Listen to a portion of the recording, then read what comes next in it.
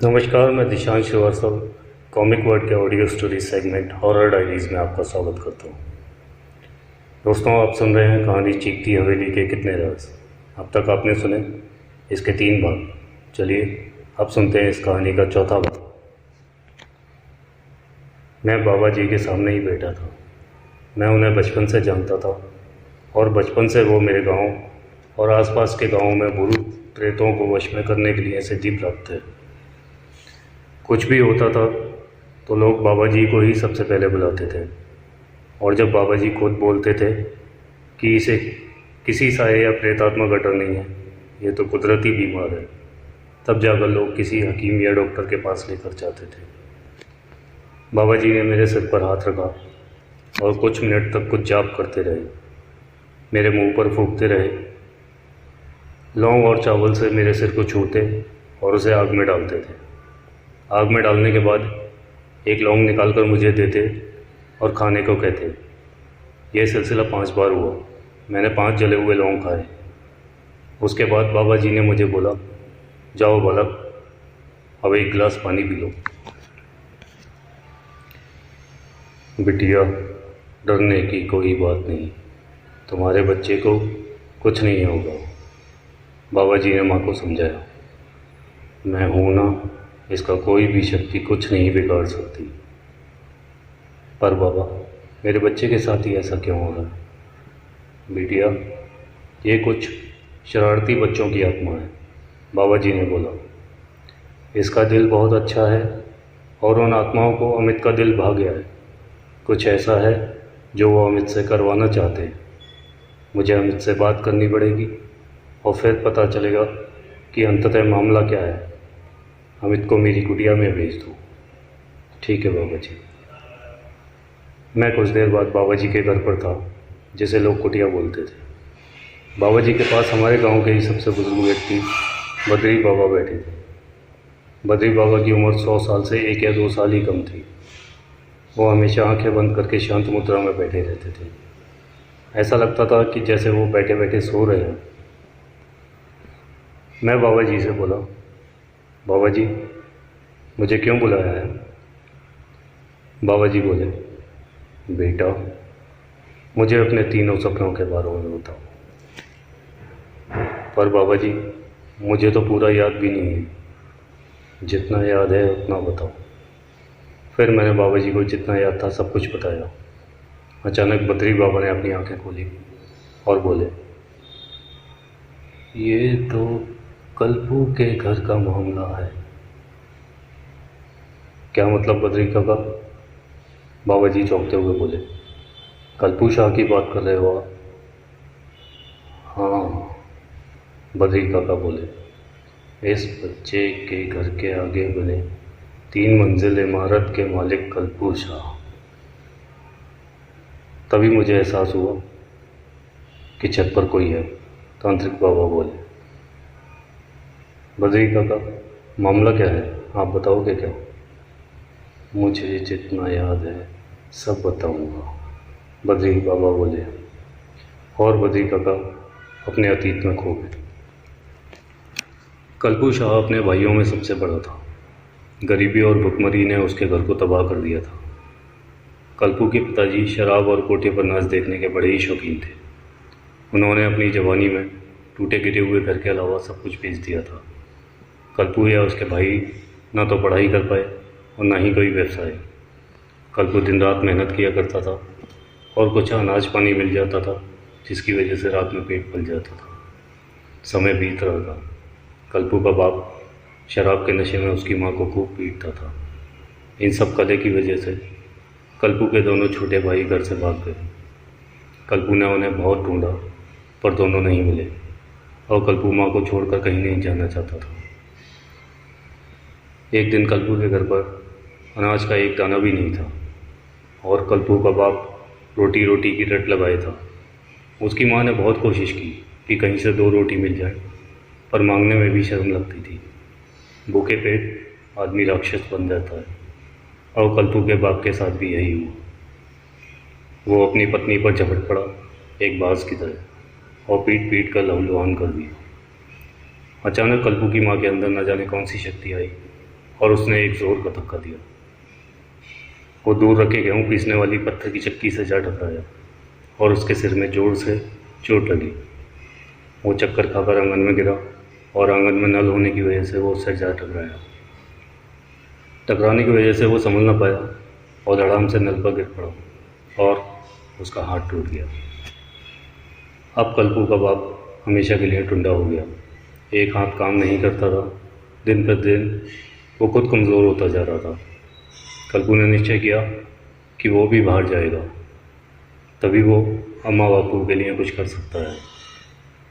कल्पू ने यह बात अम्मा को बताई तो अम्मा खुश हो गई और बोली, कुछ कमाएगा तभी तो तेरी शादी होगी, जा, हमारी चिंता मत करना, हम रह लेंगे।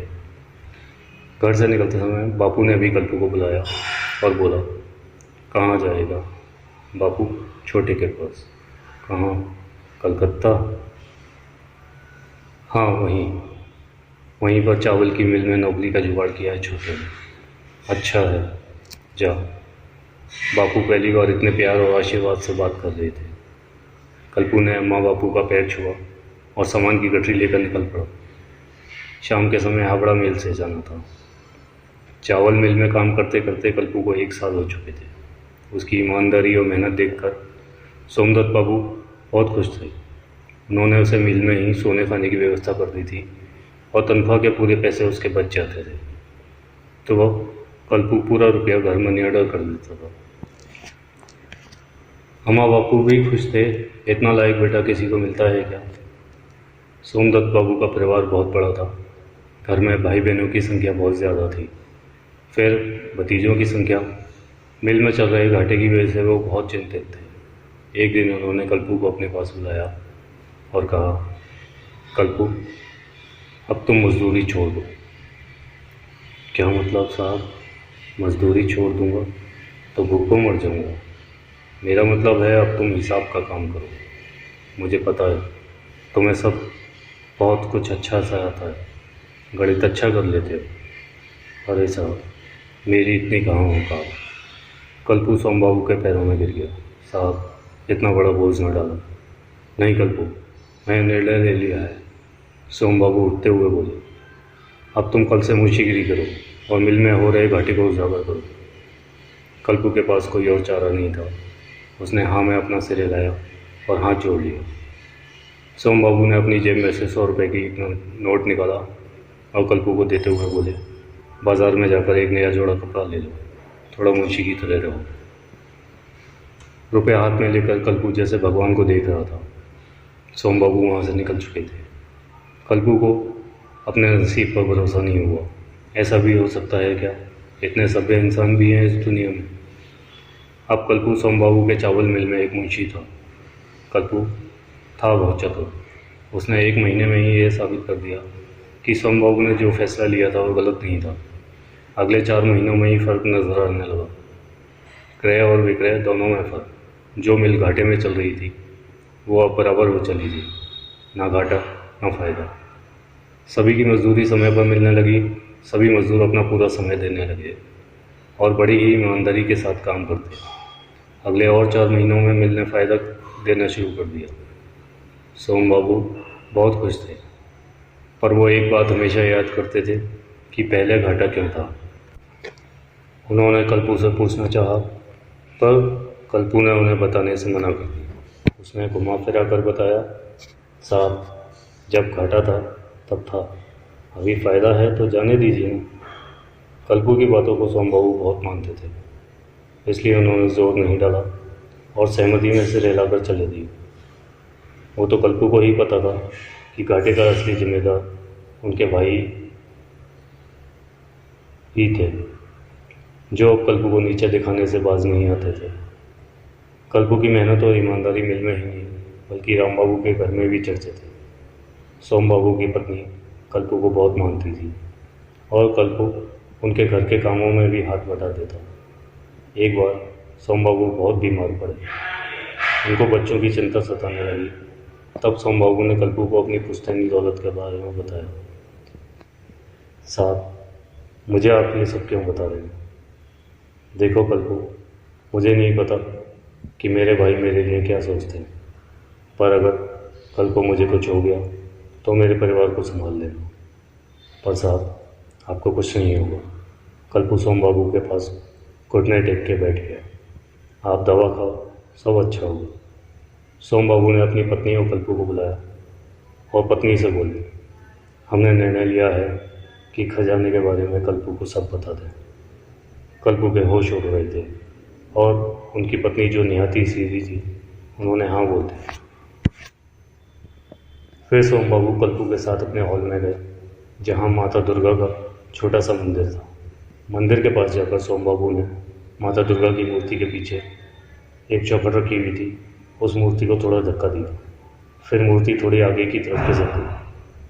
अब सोम बाबू ने संगमरमर की बनी चौखट के ऊपरी सतह को थोड़ा अपनी तरफ खींचा तो चौखट का वह हिस्सा एक बॉक्स नुमा नजर आया, जिसमें सोने और मोतियों के कुछ गहने और 2 सोने की ईंटें रखी थी।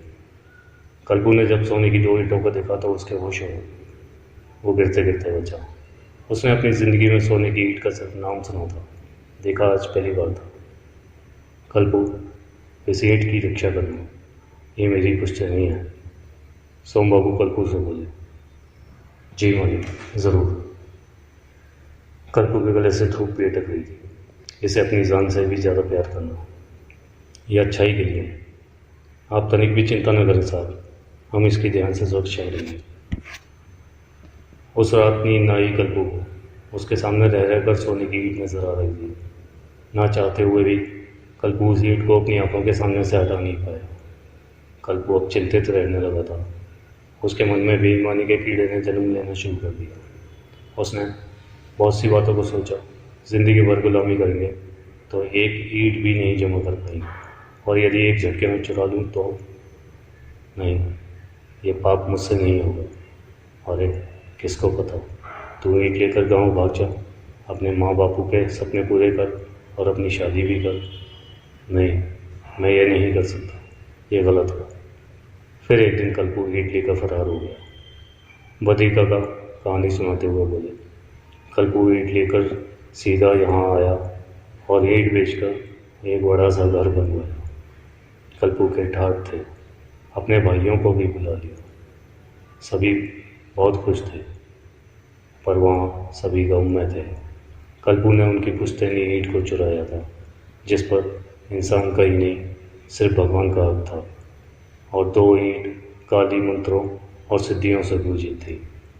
उस ईंट पर भगवान के अलावा बाहरी ताकतों का भी हाथ था। ऐसा कहा जाता है कि सोम बाबू और उनके भाइयों ने ईंट पर काला जादू कर रखा था। जो भी ईंट को बेचकर उसे खर्च करेगा, उसका पूरा खानदान तहस नहस हो जाएगा, और यही हुआ भी। आखिर क्या राज था उस हवेली का? कौन थे वो बच्चे जो अमित के सपने में आते थे, और वो उससे क्या करवाना चाहते थे?